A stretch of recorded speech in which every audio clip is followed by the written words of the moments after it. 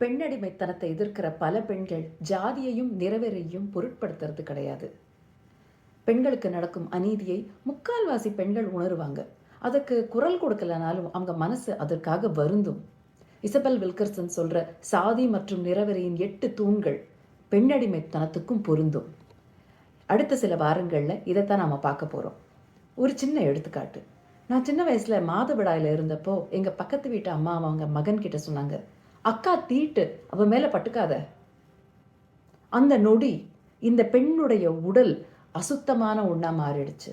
மற்றவர்கள் கிட்ட இருந்து மறைக்கப்பட வேண்டிய, அனுமதி மறுக்கப்பட வேண்டிய, தீண்டத்தகாத ஒரு உடலா மாறிடுச்சு. இந்த சுத்தம் அசுத்தம் அப்படின்னு சொல்றது தான் சாதியிலையும் இருக்கு, நிறவெறியிலையும் இருக்கு. அடுத்த சில வாரங்கள் இந்த 8 தூண்களை பெண்களுடைய வாழ்க்கையோட சேர்த்து பார்க்கலாம். இந்த பயணத்துக்கு என்னுடன் சேர்ந்து வாருங்கள்.